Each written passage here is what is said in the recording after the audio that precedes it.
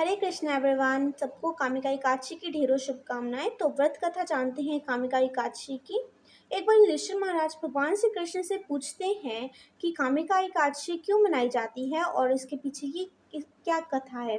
तो भगवान श्री कृष्ण युधिष्ठिर महाराज को बताते हैं कि एक बार देवर्षि नारद जी ने भीष्म पितामह जी से पूछा था और इसके उत्तर में भीष्म पितामह जी ने कामिका एकादशी की व्रत कथा सुनाई थी। तो कथा कुछ इस प्रकार है। एक बार एक गांव में एक क्षत्रिय और एक ब्राह्मण रहता था।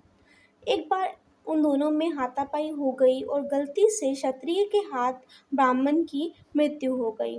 जब क्षत्रिय को इस चीज़ का पश्चाताप हुआ, उसने ब्राह्मण की क्रिया करनी चाहिए, तो पंडितों ने उससे मना किया। उसे कहा कि तुम्हारे हाथों ब्रह्म हत्या हो गई है, अब तुम पहले इसका पश्चाताप करो, फिर ही तुम इसकी क्रिया कर सकते हो, तभी हम तुम्हारे घर भोजन करेंगे।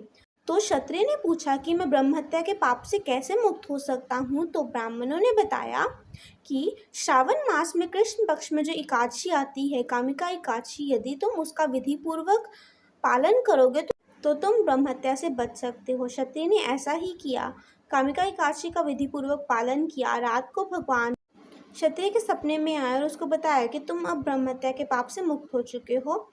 जब ये बात क्षत्रिय ने पंडितों को बताई, तो पंडितों ने उसके घर जाकर पूजन किया, भोजन किया। कामिका एकादशी बड़े से बड़े पाप को नष्ट करने की ताकत रखती है और फास्टिंग किसी भी तरह की हो सकती है, कोई भी आप नियम बना सकते हैं और फास्ट रख सकते हैं। So happy fasting.